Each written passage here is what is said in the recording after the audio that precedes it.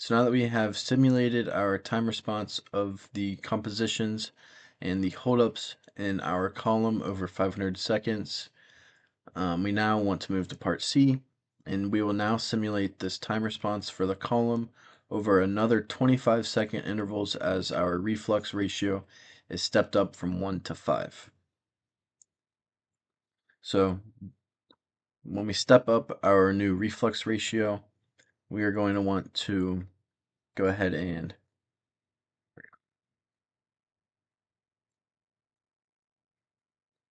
if it would let me. All right, so we're gonna control C, come back down here, paste that in. So we are going to be simulating this over another 25-second interval, stepping up our reflux ratio from 1 to 5. So first thing we can do, let's run this for 25 seconds, and then we're going to move into our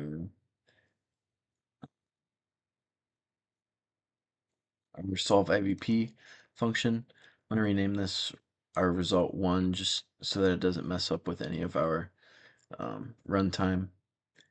And then next, we are going to step up our reflux ratio from 1 to 5. Our T end updated again. So for our initial guesses, we are going to need to change this. So for this, we're going to want to call our,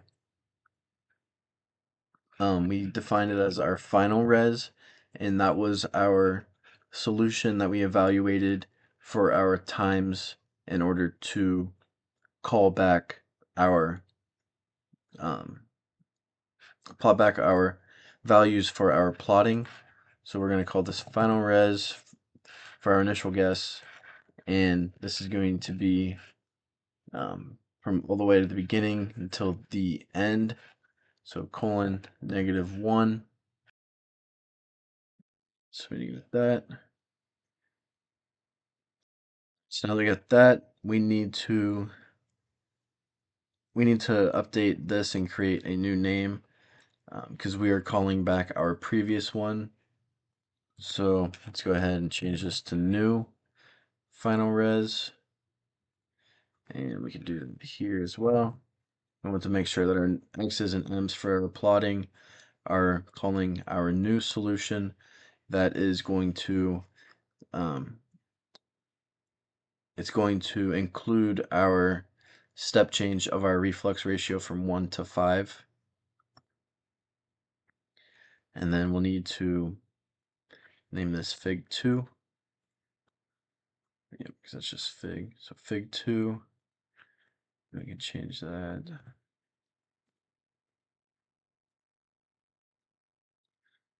All right, let's hit Shift Enter.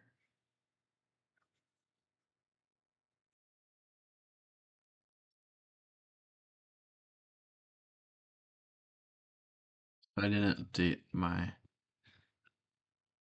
Okay, so I didn't update for my new final result. I didn't update my rest.sol where it is evaluating all of the times for the t-plot. So updating that, I believe, should have fixed the issues.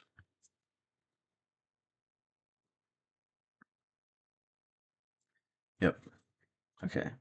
So here is our updated simulation for the new reflux ratio of 5.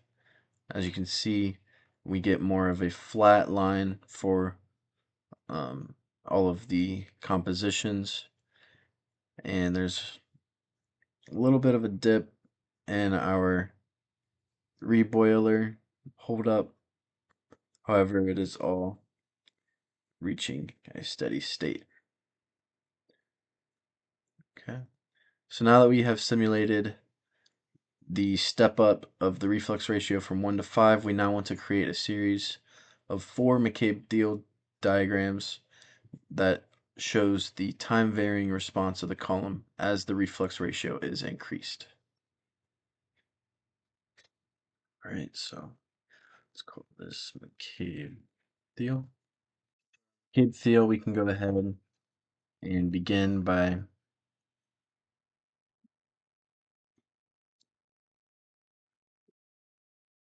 calling our fig, and we can make this equal to make subplots. And here we want our rows to be equal to 1. And then our columns is going to be 4 because we are wanting 4 McCabe-Thiele plots. Columns, we're going to want to give our subplot some titles. And this is going to be equal to a list, and we're going to use an F string here. So, and within here we want our time t is going to be equal to squiggly bracket, and whichever t is within, or whichever t is going to be given to the respected plot, and we are going to have 4 plots, and this is going to be 4 t in np dot arrange, which is saying that if the shape like our t plot, and we want it to have the same size as the array for our t plot. And then lastly, we are going to go to from beginning all the way until in increments of 16. Okay, so now that we got that, we are now going to want to redefine our x's and m's for plotting purposes. This is going to be similar to our x's and m's from our part B. So I'm going to go ahead and pull this line of code, Control C.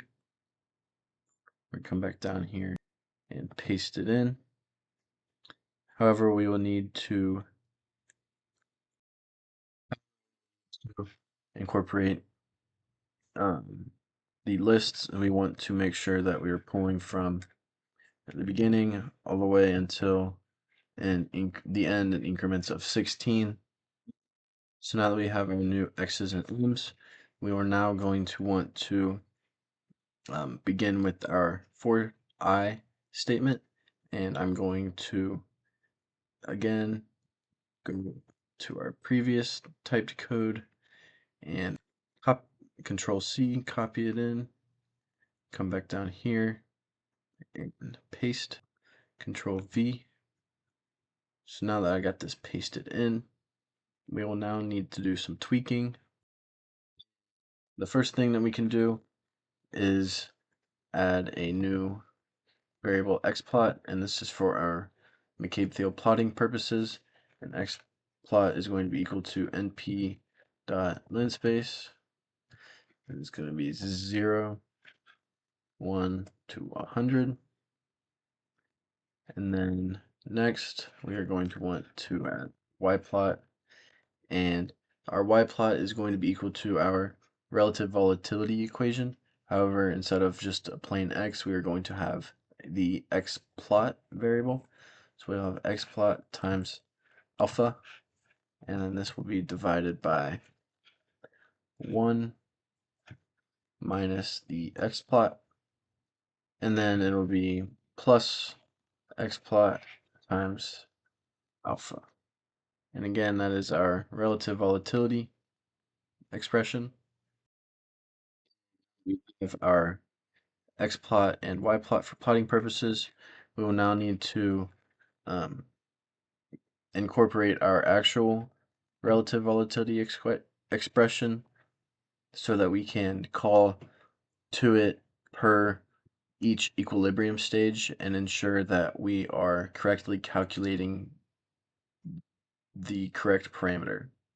So we want our y is going to be equal to x times alpha divided by 1 minus x, and then this is going to be plus x times. So that is our relative volatility. Now we will need to create the points for our McCabe-Thiele. So we can define these as x MC, and this is going to be equal to, it's going to be equal to a concatenated row. So we again use np.r underscore, and we use brackets for a list. It's going to be our x at position 0, saying the first item in our array. And then the second one is going to be np dot, and we're going to use our repeat function so that it is repeating. And this is going to be repeating our x from -1 to 1. This is going to be from the second item in our list all the way until the very end. And that is represented by our brackets with 1 colon -1. And then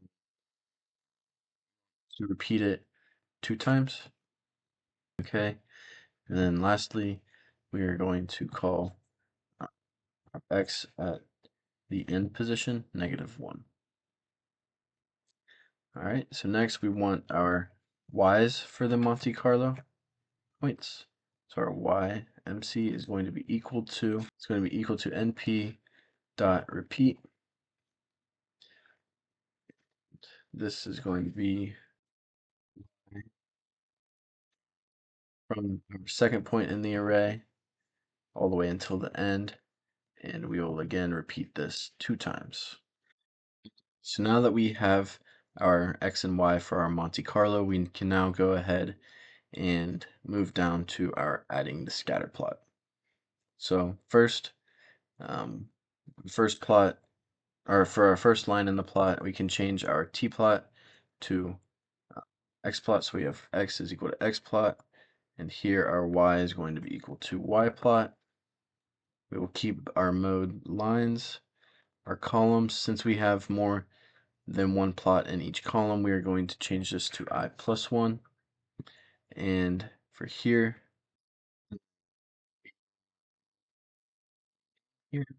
so we delete that. So we are naming it up top. We hard coded it in. All right, so next, after we have our x plot and y plot in there, we will now want to include a 45-degree line, which is our y is equal to x line.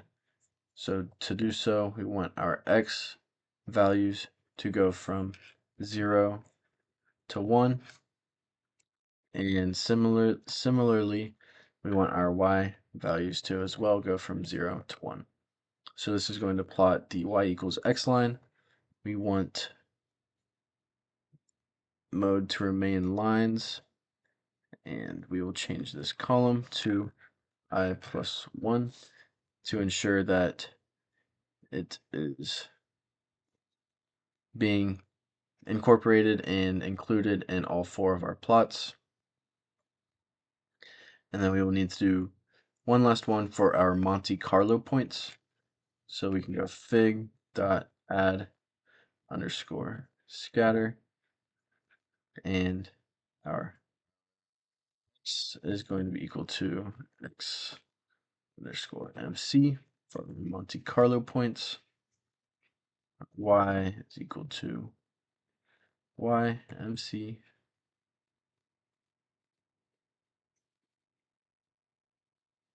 So next, we want to remain our mode being lines.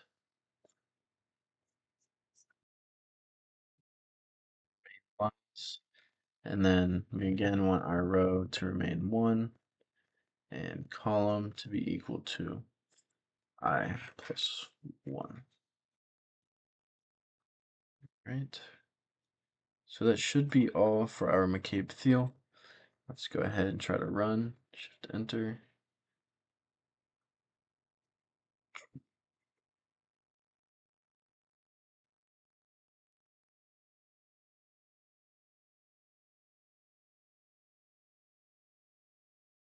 I believe the issue is that I would need to transpose these new x's and m's. Let's try .t. T. Shift enter. All right, so there is plots for our 4 McCabe-Thieles. Now we want to go ahead and try to make some of the colors standard across, that way they're all not varying. So to do so, we want our line color to be equal to our y equals x line black. And then for or sorry, that was a x plot and y plot. This is our y equals x line. We want our line color to be equal to red. And then here we can change this to let's do blue. Okay, shift enter. All right. So here are our final McCabe-Thiele plots, going from time equals 0 all the way up to time is equal to 48. And these are with varying reflux ratios. As you can see, the positions of the lines of each stage is slightly moving up and down the y equals x line according to our equilibrium plot. All right, this is it for homework 3. Thank you.